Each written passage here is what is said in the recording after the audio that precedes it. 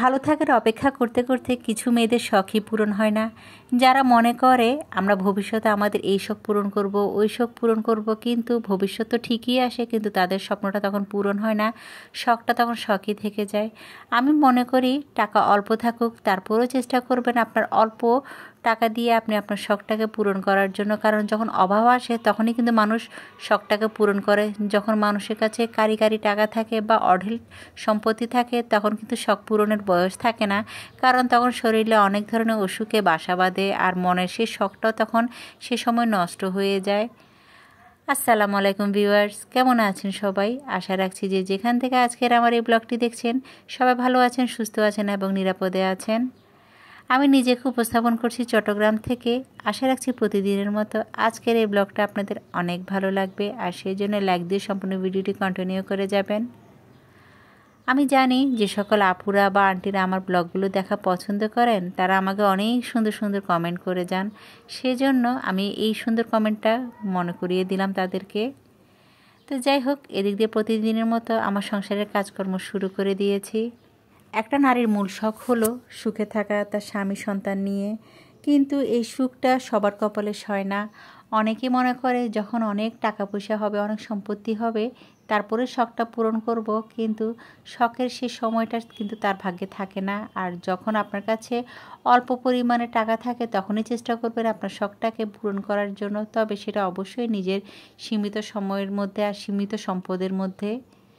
একটা জিনিস খেয়াল করেছি, যখনই প্ল্যান করা হয় যে ওখানে এটা করব বা 5 বছর পরে ওটা করব, সেই সময় ততদিন যদি আপনি বেঁচে না থাকেন তাহলে কি আপনার শখটা কিন্তু অপূর্ণই থেকে যাবে।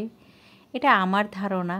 কিন্তু একটা জিনিস খেয়াল করেছি, আমার কাছে আর অঢেল সম্পত্তি নেই, কিন্তু যা আছে আলহামদুলিল্লাহ, সেগুলোর মধ্যে যদি আমার শখটাকে অল্প অল্প করে পূরণ করি, দিন শেষে দেখবেন আপনার থেকে কতটা শান্তি লাগে। তখন মনে হবে একটা বয়সে গিয়ে আমি ওই সময় এত কম পরিমাণ টাকা দিয়েও আমার শখটাকে আমি পূরণ করতে পেরেছি, আমার মনের সকল ইচ্ছাটাকে আমি পূরণ করতে পেরেছি। তখন একটা দেখবেন শান্তির একটা নিঃশ্বাস ফেলবেন। যদি এই পূরণটা না করতে পারেন তখন দেখবেন একটা দীর্ঘশ্বাস ফেলবেন। তখন মনে হবে, ইস, কেন যে তখন এই কাজটা করলাম না। তো সেজন্যই বলেছি, জীবনে আফসোস করার মতো এমন কোনো কাজই রাখবেন না মনের মধ্যে। যখনই যা ইচ্ছা তাই করে নেওয়ার চেষ্টা করবেন। তো যাই হোক, আজ আমি আপনাদের সাথে সকালবেলা একটা নাস্তার আয়োজন শেয়ার করছি। বেশ কিছুদিন ধরে আমার একটা নাস্তা বানাতে ইচ্ছা করছিল, আর বলতে পারেন এই জিনিসটা আমি ফেসবুকেই দেখেছি, অনেকটা কাস্টার্ডের মতোই, তবে এটা ফ্রুট কাস্টার্ড নয়, ফ্রুট ছাড়াই আমি চেষ্টা করছি এই নাস্তাটা বানানোর জন্য। তবে এটার রেসিপির নামটা কি সেটা কিন্তু আমি জানি না। অনেকেই হয়তো এটাকে দেখে হয়তো বলবে এটা কাস্টার্ড, আসলে এটা কাস্টার্ডের মতো, তবে এটাতে আমি কোনো প্রকার ফ্রুটস ইউজ করিনি। তো যেভাবে সবসময় কাস্টার্ডটা বানিয়ে থাকি সেভাবে বানাচ্ছি, তবে এখানের মধ্যে একটু এক্সট্রা করে আমি একটু ক্রিম ইউজ করেছি।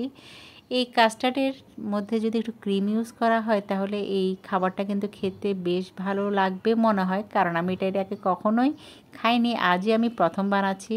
রেসিপি দেখে বানানোর বেশ ইচ্ছা করছিল, তো ভাবলাম আজ বানিয়েই ফেলি। যেহেতু শীতকাল চলে আসছে, শীতকালে এই খাবারটা খেতে কিন্তু খুব একটা ভালো লাগবে না, তো শীতের আগ মুহূর্তেই আমি এই নাস্তাটা বানিয়ে ফেলছি। তো এদিক দিয়ে আপনি যদি এই নাস্তাটা তরল দুধ দিয়ে বানাতে পারেন তাহলে তো বেশ ভালো হয়, তবে আমার কাছে তরল দুধ ছিল না দেখে আমি গুঁড়ো দুধ দিয়ে বানিয়েছি, আর সামান্য অল্প পরিমাণে চিনি দিয়েছি। যেহেতু এখানে চিনি কম দেওয়ার কারণ হলো যে ক্রিমটা আমি ইউজ করছি সেটা হলো হুইপ ক্রিম, আর হুইপ ক্রিমের মধ্যে বেশ খানিকটা চিনি থাকে, তো যার কারণে এখানে চিনি ইউজ করিনি। আর সেই সাথে এখানে 2 চামচের মতো কাস্টার্ড পাউডার দিয়েছি। তো ঘন একটা ব্যাটার রেডি করব, একেবারে মানে যেভাবে কাস্টার্ড রেডি করি সেভাবে।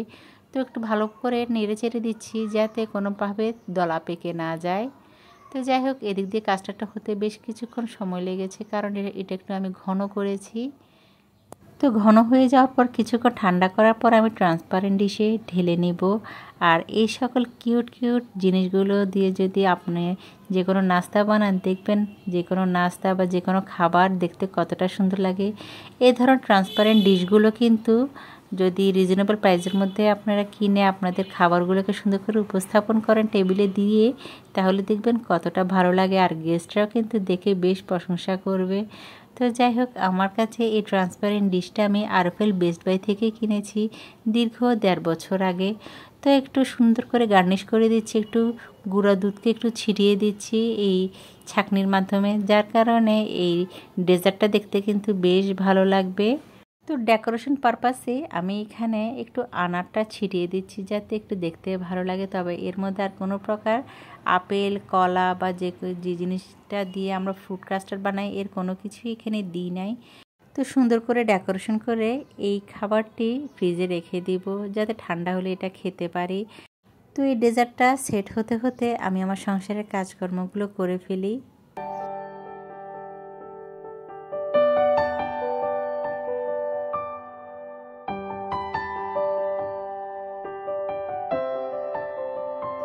আমার প্রিভিয়াস ব্লগে আমি আপুদেরকে বলেছিলাম আমি কিছু বেডশিট এনেছি।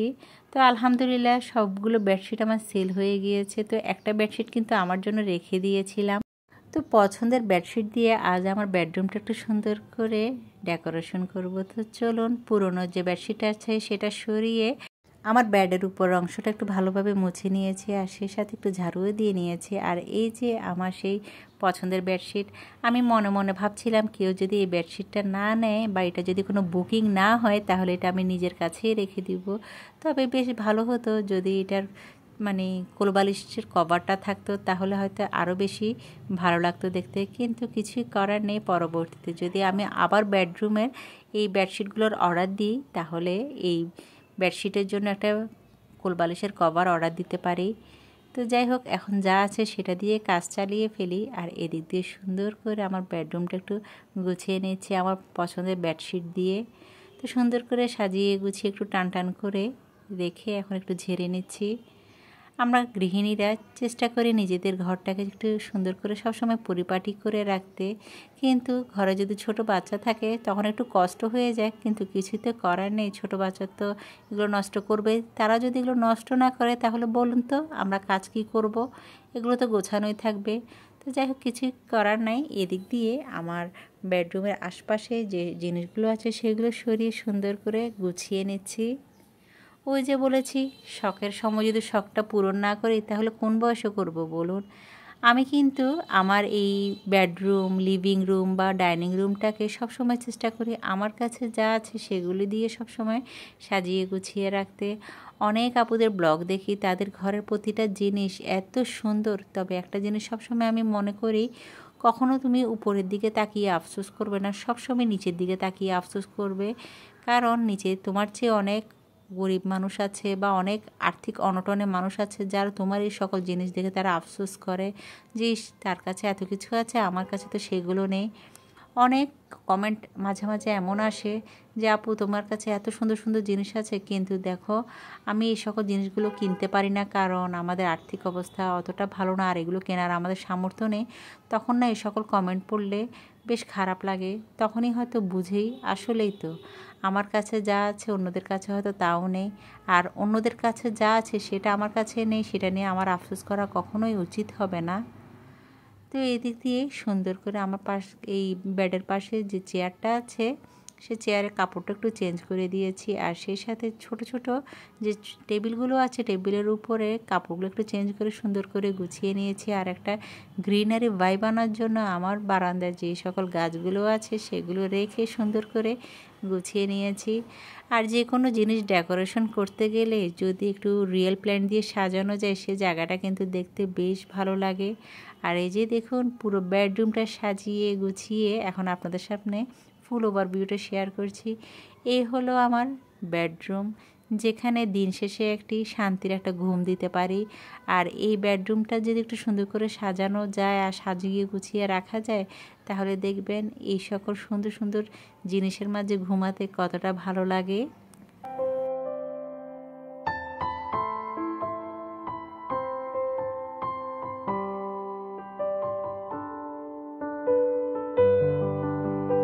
তো আমার এই বেডরুম সাজানোটা কেমন হয়েছে সেটা কিন্তু অবশ্যই কমেন্ট করে জানাবেন। তো চলুন, আমি রিসেন্টলি কিছু ড্রেস এনেছি। আসলে ড্রেস খুব বেশি নয়, মাত্র 4টাই এনেছি।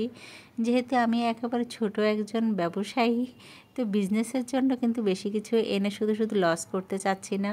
অল্প পরিমাণে কিছু ড্রেস এনেছি, সেগুলোই আপনাদের সাথে শেয়ার করছি। তবে এর মধ্যে একটা ড্রেস কিন্তু সোল্ড আউট হয়ে গেল। ওই যে বলেছি, আমি ইউটিউবে আমার কোনো বিজনেসের কোনো কিছুই আমি সেল করি না। তো যাই হোক, এই জিনিসগুলো আমি ফেসবুকেই শেয়ার করছি। তো এই দিক দিয়ে আমার তো কিছুদিন ধরে ভাবছিলাম শীতের যে কম্বলগুলো আছে সেগুলো বের করে একটু রোদে দিব। তো ভাবলাম আজ যখন সব কিছুই করেছি এটাও বের করে ফেলি, যেহেতু এখন রোদটা অনেকটাই গরম আছে। এই গরমের মধ্যে যদি এই কম্বলগুলো একটু ছাদে গিয়ে একটু শুকানো যায়, কম্বলগুলো থেকে কোনো গন্ধ আসবে না। আর প্রত্যেকবারই শীত চলে যাওয়ার পর আমি এই কম্বলগুলো গত 2 বছর ধরে আমি ওয়াশিং মেশিনে ধুয়ে তারপরে ভালোভাবে শুকিয়ে যাওয়ার পর এখানে রেখে দিয়েছি। আর এই যে দেখুন, একটা পলিব্যাগে করে রেখেছি যাতে ধুলোবালি পরে এই কম্বলগুলোর মধ্যে কোনো ময়লা না হয়ে যায়। আর এভাবেই সবসময় যে কোনো কম্বল আমি এই বড় বড় যে সকল পলিব্যাগ আছে সেগুলোর মধ্যে রেখে দিই। যদি কোনো ধুলোবালি পড়ে থাকে এখানের মধ্যেই লেগে থাকবে। আর এই যে দেখুন, আমার সেই মজাদার নাস্তাটি সেট হয়ে গেল। তবে এটা কিন্তু আরও 3 থেকে 4 ঘন্টা ফ্রিজে রাখলে বেশ ভালো হতো, কিন্তু আমার ছেলেদের জ্বালায় অস্থির হয়ে শেষ পর্যন্ত ফ্রিজ থেকে বের করে তাদেরকে দিয়ে দিচ্ছি। আর সেই সাথে নিজের জন্য সুন্দর করে একটু সাজিয়ে নিয়েছি। আর এর সাথে যখন আইসক্রিম দিয়েছি ঠান্ডা ঠান্ডা, মাশাআল্লাহ, নাস্তাটা খেতে এত ভালো লেগেছে। এই ডেজার্টটার নামটা যদি কেউ জেনে থাকেন অবশ্যই আমাকে জানাবেন। তো যাই হোক, অফ স্ক্রিনে আমি পুরো ঘরটাকে ঝাড়ু দিয়ে মোপ করে ফেলেছি, সেটা আজ আপনাদের সাথে শেয়ার করিনি। আমার প্রিভিয়াস ব্লগটাতে আমি অনেক কিছু আপনাদের সাথে শেয়ার করেছিলাম, আমার শীতের আগে যে সকল প্রস্তুতি ছিল, কিন্তু অনেক আপুরা না সে সকল ব্লগগুলো পছন্দ করে না। আমি বুঝি না, অনেক আপুরা তাদের ঘর সংসারে অনেক কাজ শেয়ার করে, তাদের তো অনেক ভিউ হয়।